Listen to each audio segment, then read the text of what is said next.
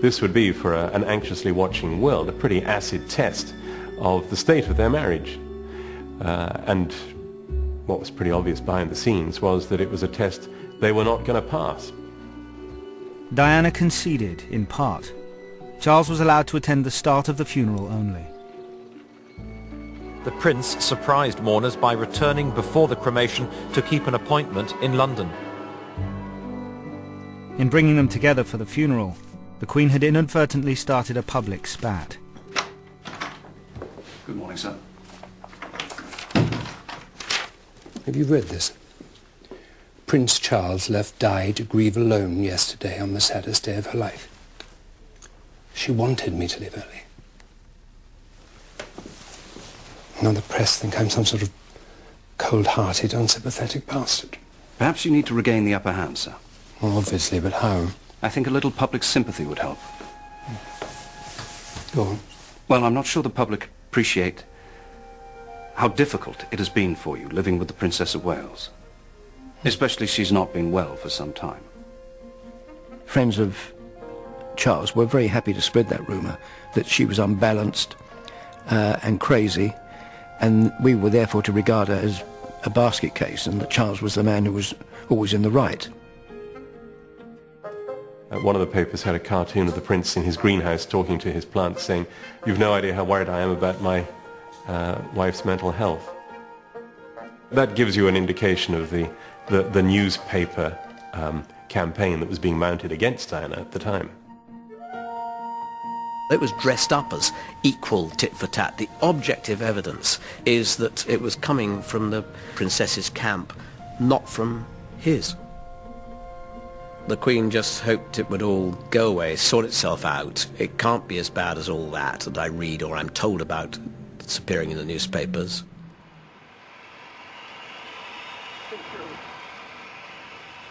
Have you read all this? Yes.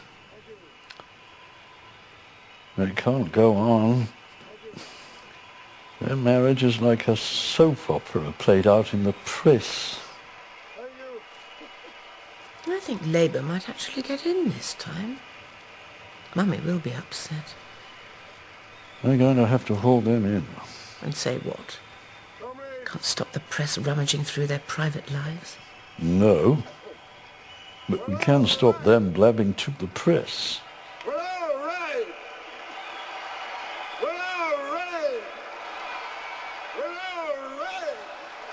But for God's sake, how many more times is he going to say that? It's the downfall of many. Give an ordinary person a little bit of public recognition and it goes straight to their head.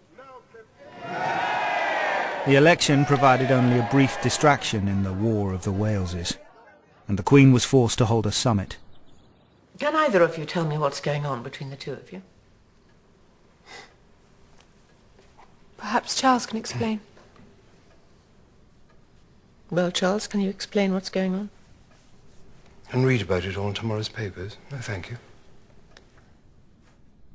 The prince was frustrated and pained by the fact that the Queen didn't show him greater sympathy with what for him was an acute and a terrible personal predicament, that the marriage was so deeply troubled. And for quite a long time there was a lack of communication on the problem of the marriage until very late in the day, really. And the Camilla thing. I was desperate. Desperate. The Queen's attempt at marriage guidance had failed. Meanwhile, Diana had decided to reveal her marriage grievances to the world. James, it's me. Diana had instructed James Coulthurst to hand her tapes over to an unknown journalist called Andrew Morton. I was listening to Diana talking about her bulimia, her suicide attempts, and this woman that nobody had ever heard of called Camilla Parker Bowles. It was like I'd entered a parallel universe where the rest of the world did not know this story, and I was carrying this big secret. We always had discussions about Camilla. I once heard him on the telephone in his bath on his handheld. He was saying, "Whatever happens, I will always love you." Diana was eager for Morton to take her story to a serious newspaper and not a tabloid. I looked at what he was saying and I thought, none of that's true. I don't believe a word of it. I don't believe Diana's suffering from bulimia. I wasn't even sure what bulimia was at that time. And I said, I find it inconceivable that Diane would try to take her own life with these so-called suicide acts. I said, I just don't think that's true. But it wasn't long before he realized that what Morton was saying about the House of Windsor was really true. The image of a model family was about to be exposed as a myth. Tonight, the Sunday Times is publishing claims the princess attempted suicide on 5 separate occasions. It claims the princess was trapped in a loveless marriage. I don't belong here. I don't belong here.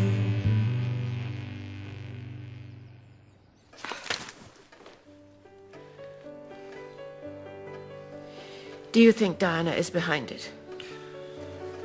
More than likely, knowing her relationship with the press. It was a cataclysmic moment. Here were these extraordinary views attributed to the Princess of Wales in public, while they were still ostensibly husband and wife together. I've spoken to Lord Macgregor. He's going to issue a strongly worded statement tomorrow condemning the Sunday Times and accusing journalists of dabbling their fingers in the stuff of other people's souls. Hadn't you ought to find out first if Diana authorised the book? I'm sure she wouldn't have done anything so reckless, ma'am. Robert, we need to know one way or the other. Yes, ma'am.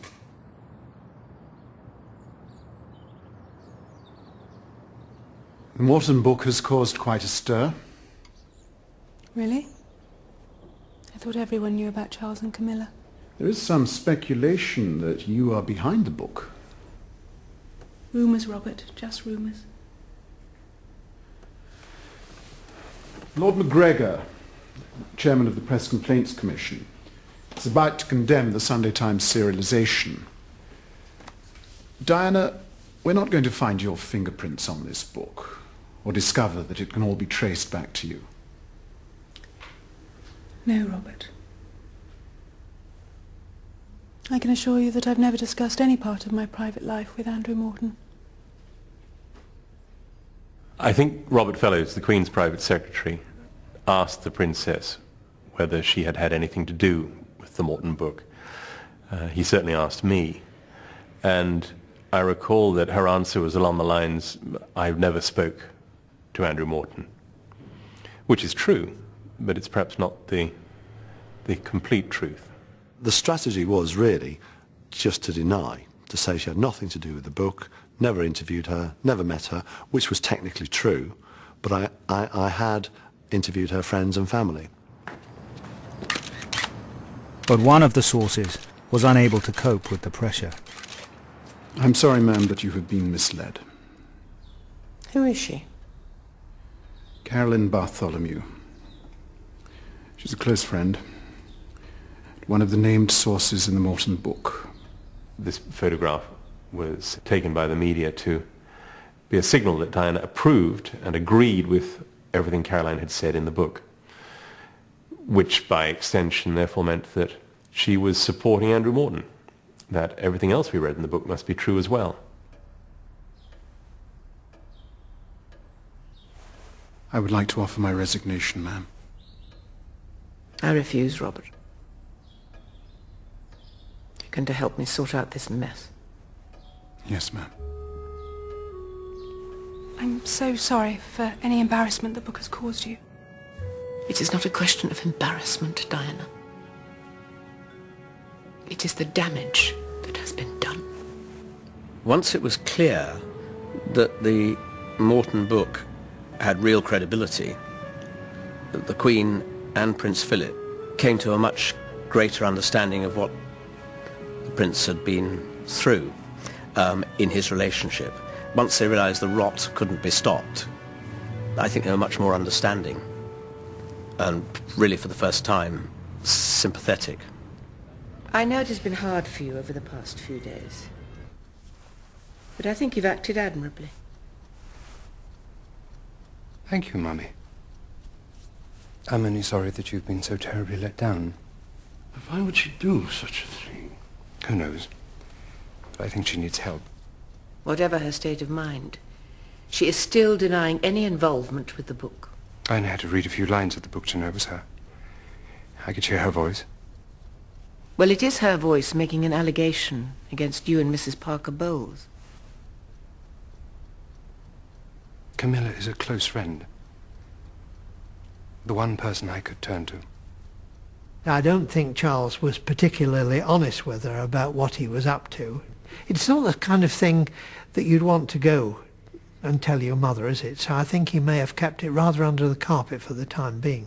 It's all a lot of fuss over nothing. With any luck, there'll be another government scandal. Take the heat off us. I've consulted a very good lawyer, Lord Goodman, about a possible separation. Absolutely not. If you did that now, it would just confirm that everything in the book was true. I won't hear of anyone going to the lawyers or to the press. We will take the upper hand and continue as if nothing has happened. Before Morton, it was possible to ignore the fact that Charles had a long-standing mistress. It was possible to look the other way, to concentrate on running the royal show and trying to maintain an appearance of normality. After Morton, you couldn't do that anymore. And I sometimes wonder that the real anger that was directed at Diana was not just for having blown the whistle on it, but that Diana had forced people to look at things they didn't really want to look at.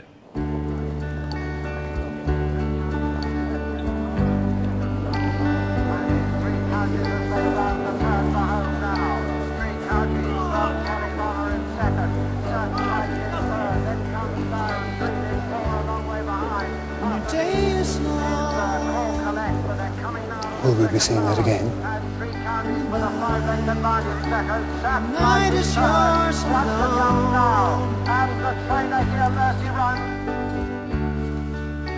You sure you've had enough? Patrick, it's me. Is everything all right, ma'am? No, everything is not all right. They hate me. Let yourself go.